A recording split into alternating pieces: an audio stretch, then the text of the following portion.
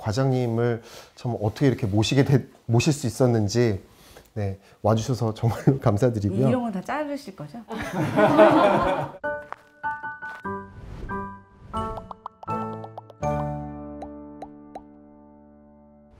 네, 안녕하세요. 저희는 오늘 고령 친화로 나아가는 우리나라라는 주제로 조금 쉽게 이야기 또 해볼 수 있는 시간을 갖고자 이 자리를 마련했습니다. 저는 건축공간연구원 고령친화정책연구센터의 고영호입니다. 네, 안녕하세요. 저는 저출산고령사회위원회 세대공감과장 김지연이라고 합니다. 네, 안녕하세요. 저는 건축공간연구원에서 도시설계 연구를 하고 있는 오성훈이라고 합니다. 반갑습니다.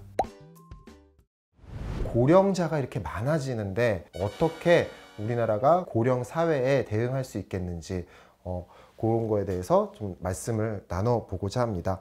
조금 충격적일 수 있었던 게 2067년에 되면은 2명 중에 1명이 65세 이상 고령자가 된다고 해요. 그래서 통계를 접하고 조금은 충격을 받았다가 고령자가 많아지는 사회를 자연스럽게 받아들여야 된다라고 저는 생각을 했는데 어떤 의미로 또 과장님께는 다가갈지 좀 궁금하기도 한데요. 충격으로 받아들이셨다는 게 굉장히 자연스러운 일이라고 저는 생각이 들고. 그런가요? 네. 그럴 수 있는 거죠?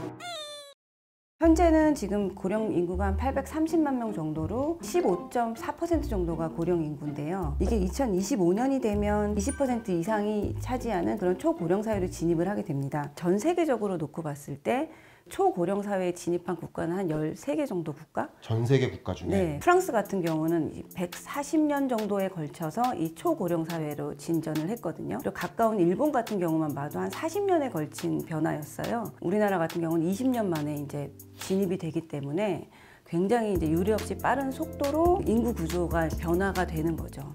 고령자가 많아진다라는 게 건축 도시, 도시 설계 또 전문가로서는 또 어떻게 받아들여지시는지. 옷이 맞지 않으면 거기에 맞는 옷을 새로 사듯이 인구의 구성이 달라지면은 그 인구들이 요구하는 사회적인 요구들이 달라질 겁니다. 달라진 요구에 부응하기 위해서는 기존의 도시 공간이 개선될 필요성이 있는 것이죠. 그래서 단순하게 고령 인구들에 대한 정책에서 어떤 공간적인 변화를 고려하지 않고 새로운 변화를 받아내는 데는 사실 한계가 있다 이런 생각을 하고 있고, 그래서 오늘 논의에서는 그런 또 도시 공간을 향후에 어떻게 고령 인구들을 위해서 마련해 나가야 될지 많이 논의가 됐으면 좋겠습니다.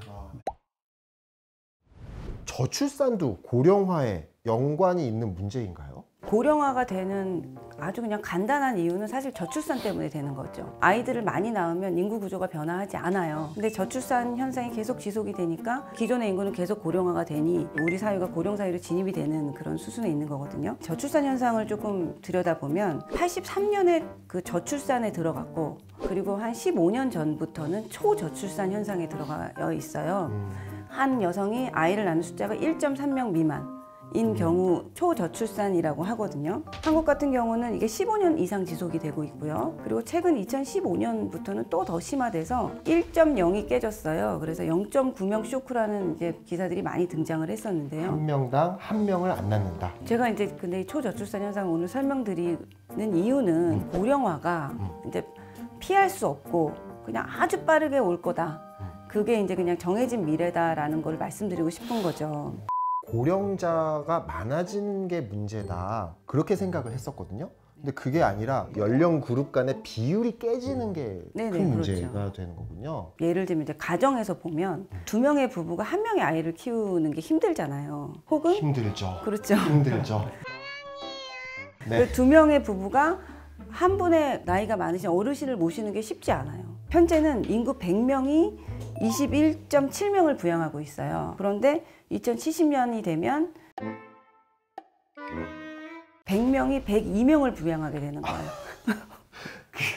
저는 오히려 드는 생각이 고령자가 많아진다고 부양 대상으로만 바라볼 것이 아니라 고령자가 더 사회에서 계속 일을 할 수 있도록 지원도 하고 사후 케어에 대한 고령사회 대응도 중요하겠지만 예방적인 고령사회 대응도 필요하겠다. 그러면서 드는 생각이 박사님, 건강을 유지하려면은 계속 움직여야 되지 않을까? 고령자를 위한 생활 환경이라고 하면 우리가 일반적으로 제일 먼저 생각나는 거는 보행 환경 같은 경우거든요. 걷는 환경. 그렇죠. 그래서 네네. 아무래도 인지 능력이 떨어지시고 네. 반응 능력이 떨어지시기 때문에 나이가 드시게 되면 이제 비운전 인구가 되는 비중이 높아요. 보행 자체가 건강에 미치는 긍정적인 영향은 굉장히 많습니다. 3분만 걷더라도 이제 혈당이 떨어지기 시작한다 그래요. 15분 정도 걷게 되면은 이제 혈압도 떨어지고 30분 이상 걷게 되면은 전체적으로 우울한 느낌 같은 것들이 사라진다든지 실증적인 연구에 의해서 밝혀지고 있는데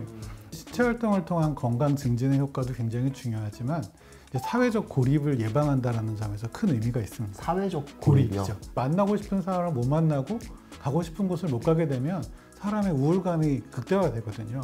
경제적 활동에 참여도 보장이 될 수 있는 방법이기도 하고요. 경제적 활동. 네, 고령 인구의 경제적 활동이 일어나려면 그렇죠. 기본적인 이동 수단이 좀 갖춰져야만 되는 것이니까. 간의 수공업을 하지 않는 이상. 아, 그렇죠. 간의 네. 수공업을 하더라도 팔러 가셔야 되니까. 아, 그렇죠. 우리나라 고령화의 뭐 문제점, 특성들 좀 더 말씀 주실 게 뭐가 있을까요? 중위 연령을 살펴보면 이게 고령화가 어떻게 전개될 것이라는 걸 유추해 볼 수가 있어요. 중위 연령이요. 네네. 중위 연령은 한 사회에 있어서 가장 중간에 있는 그 사람의 연령을 의미하거든요. 그래서 보통 중위 연령을 기준으로 플러스 마이너스 10세 정도가 이제 그 사회를 이끌어간다. 참고로 이제 우리나라는 2020년 기준 43.7세예요. 2050년에는 58세가 돼요. 그리고 2060년에는 61.3세가 되는 거거든요. 그러니까 사실 우리 사회의 가장 중심이 되는 인구가 60세가 된다는 뜻이에요. 그렇군요. 그리고 두 번째는 베이비붐 세대가 고령자가 됐다는 거예요. 1955년생부터 1963년생을 이제 베이비붐이라고 하는데 그들의 이제 가장 맏형인 55년생이 65세가 되었어요. 현재 고령자 중에 베이비부머는 8.2%, 얼마 안 돼요. 그런데 8년 후몇가 되면 56.4%가 되는 거예요. 그러면서 고령 인구의 또 절대 다수가 상대적으로 젊은 이제 베이비 부모가 되는 거죠. 네. 그 두 가지 현상에 대해서 주목을 하면서 이제 더 다양하고 더 유연하고 환경, 이동 이런 것들이 좀 더 많이 고려된 그런 정책들이 지금 이제 본격적으로 나와야 되는 그런 시점이라고 생각을 합니다. 저출산 고령사회위원회 어떤 일을 하는 곳이고 또 어떻게 생겼는지. 저출산 고령사회위원회는 그 2005년에 저출산 고령사회 기본법이 제정된 후에 이제 설치가 되었는데요. 대통령이 위원장을 맡고 있는 대통령 직속위원회입니다. 대통령님이요? 네네네. 과장님을 참 어떻게 이렇게 모실 수 있었는지 네, 와주셔서 정말 감사드립니다. 저출산과 고령화 현상이 이제 인구 정책으로 이제 해결이 돼야 되는데 그 현상 자체가 다양한 영역들이 아주 연계되고 결합이 되어야지 대응이 가능한 분야인 거예요. 그렇기 때문에 대통령 직속위원회로 이 위원회를 설치해서 다양한 기관들과 부처들이 참여해서 논의하고 계획을 만들고 이런 일들을 하고 있습니다. 너무 많은 부처랑 일을 네. 하셔야 돼서 실제로 어떤 정책을 수행하는 데 있어서 어려움이 많으실 것 같아요. 조율은 어떻게 쉬운가요? 어렵죠. 정말 어렵습니다. 어려운 조율 속에서 국가 계획을 수립하는 것으로 제가 알고 있습니다. 그래서 그 계획 이름이 저출산 고령사회 기본계획. 저출산 고령사회 기본계획. 지금 몇 차인가요? 그러니까 3차까지 발표가 됐고 연내에 이제 4차 기본계획을 발표할 계획입니다. 아, 그렇군요. 네네. 기본계획의 주 내용은 그러면 이제 저출산과 고령사회 대응이 될 텐데 특이할 만한 게 있을까요? 기존에는 기초연금 도입이라거나 아니면 장기 요양보험 제도 도입이라든가 치매 국가 책임제 이런 것들이 굉장히 중요한 영역들이었어요. 근데 지금 이번 4차 기본계획은 베이비 부모의 등장으로 인한 고령 인구의 변화를 우리가 어떻게 받아들일 것이냐, 고령 인구가 활동 같은 걸 유지시켜주는 정책, 근데 그런 것들이 이제 중요하게 생각하면서 수립을 하고 있습니다. 국가위원회 입장에서 물리 환경과 비물리 환경에 대한 이 융합이 굉장히 또 중요할 거라는 생각이 듭니다. 이제 4차 기본계획에서 가장 중요하게 생각하고 있는 부분이 지역사회 통합 돌봄이라는 그런 정책 분야인데 지역사회 커뮤니티 내에서 그 고령자가 최대한 오래 머물게 하자라는 정책이에요. 한국의 이제 고령자 분들이 대부분 시설이나 병원에서 생애 말기를 이제 맞이하고 계시거든요. 조금만 사회적으로 서포트가 되고 조금만 도와주면 좀 더 오랫동안 지역사회에서 거주하실 수 있는 분들이 계시거든요. 네. 그래서 사회적으로 고령자가 살 수 있는 공간들이 많이 생기면 예를 들면 주거면서 서비스가 좀 제공되는 모형, 의료 요양 서비스 아니면은 뭐 가사 서비스가 될 수도 있고, 그리고 두 번째는 복합단지 같은 개념으로 세대가 같이 공존하면서 고령자의 역할을 계속 할 수 있는 그런 것들이 좀 많이 곳곳에 설치한다면 고령자가 좀 계속 거주할 수 있지 않을까라고 생각합니다.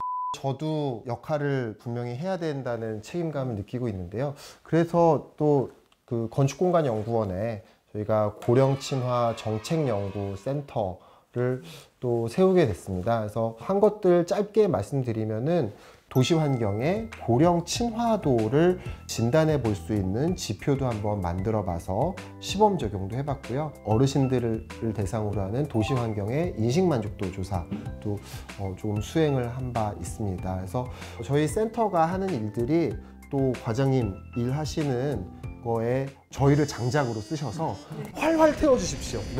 저희가 지금 4차 저출산 고령사회 기본계획을 수립을 하고 있는데 가장 중요하게 생각하는 비전은 모든 연령층이 같이 행복한 사회가 되는 거거든요. 그래서 정부에 대해서 좀 관심을 가져주시고 이 정책들을 계속 응원해주고 지지해 주셨으면 좋겠고, 그리고 연구자분들께서는 다양하고 뭐 유연한 정책 대안들을 개발해 주셨으면 하는 바람입니다. 네. 과장님 말씀을 듣고 보니까 그 고령 인구가 행복해지기 위해서는 많은 것들이 필요한 것 같아요. 주변에 또 많은 분들이 아프시거나 또 돌아가시기도 하고, 그런 상실감과 우울감, 경제적인 어려움, 이런 부분을 개인이 해결하기보다는 국가와 공동체가 함께 해결할 수 있는 계기가 마련된다면 저출산 고령사회위원회의 어떤 정책적인 노력도 보람이 있을 거란 생각이 듭니다. 저는 이제 과장님 말씀, 그다음에 또 오 박사님 말씀 들으면서 저에게 많은 숙제를 던져주시는 내용들이었었어요. 그래서 저희가 언제 기회가 된다면은 그 출연하셨던 모든 분들을 한 자리에 모아놓고서 또 말씀을 나누는 기회도 가지면은 더 좋은 시간이 되겠다라는 생각을 했습니다. 네, 오늘 저희가 고령 친화 정책과 관련한 이야기는 여기까지 하고서 마무리를 지을까 하는데요. 오늘 어떠셨나요? 너무 힘들진 않으셨는지. 네. 즐거웠습니다. 아, 그런가요? 네. 네. 그러면은 저희가 촬영을 마무리하고 박수로 마무리할까 합니다. 네, 고생하셨습니다. 감사합니다. 고맙습니다.